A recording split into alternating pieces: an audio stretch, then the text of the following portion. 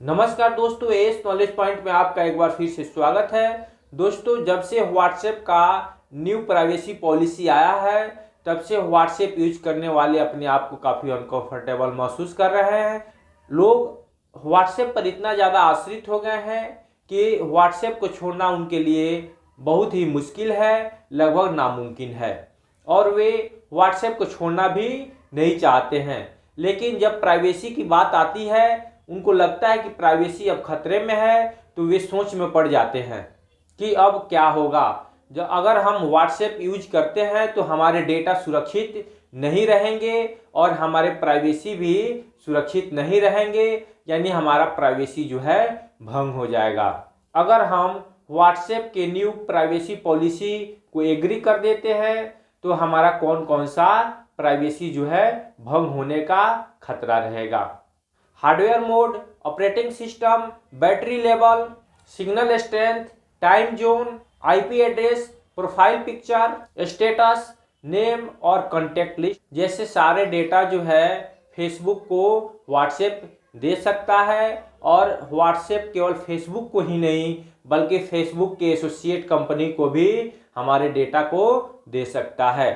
इन सारे नियमों के बावजूद भी हमारे द्वारा किए गए चैट जो है बिल्कुल सुरक्षित रहेंगे, क्योंकि हमारे द्वारा जो चैट किया जाता है वह एंड टू एंड इंक्रिप्शन पर आधारित होता है और इस पद्धति में जो मैसेज भेजता है वह पढ़ सकता है और जिसके पास मैसेज भेजा जाता है केवल वही पढ़ सकता है, और जब सर्वर पर रहता है तो वह इंक्रिप्टेड कोड के रूप में रहता है और उसे कोई भी नहीं पढ़ सकता है।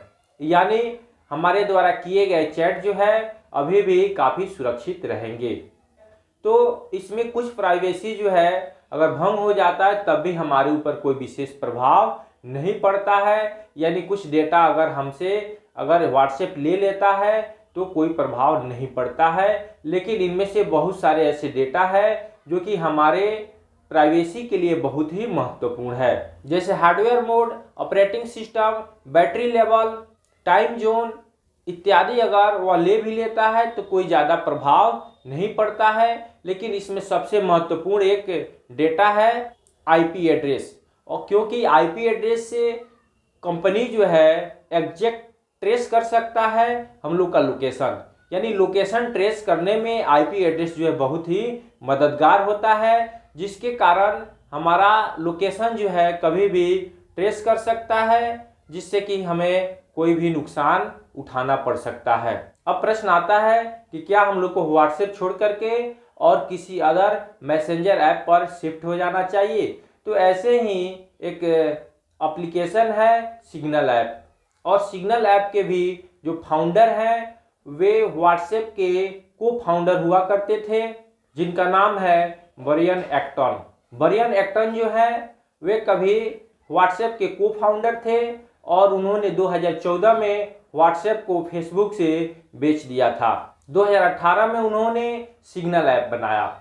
सिग्नल ऐप व्हाट्सएप की तरह ही एक मैसेंजर ऐप है, और सिग्नल ऐप जो है हम लोगों से किसी भी प्रकार की डेटा नहीं लेता है, यहाँ तक कि वह हम लोग का मोबाइल नंबर भी नहीं लेता है। और इसमें भी हमारे द्वारा किए गए चैट जो है बिल्कुल सुरक्षित होता है, क्योंकि यह भी व्हाट्सएप की तरह ही एंड टू एंड इंस्क्रिप्शन पर आधारित होता है। जैसा कि हम लोग जानते हैं कि आजकल जो है जब से व्हाट्सएप न्यू प्राइवेसी पॉलिसी लाया है तब से सिग्नल ऐप जो है काफ़ी तेज़ी से डाउनलोड किया जा रहा है। ब्रायन एक्टन का कहना है कि तेज़ी से सिग्नल ऐप डाउनलोड किया जा रहा है, जिससे इसके सर्वर पर काफ़ी लोड बढ़ रहा है, और हम प्रयास कर रहे हैं कि काफ़ी अच्छी तरह काम किया जाए, जिससे आगे भी डाउनलोड किए जाने वाले सिग्नल ऐप के उपभोक्ताओं को बढ़िया सर्विस यानी अच्छा सर्विस दिया जा सके, और इसके लिए हम लोग पूर्ण रूप से तैयार हैं।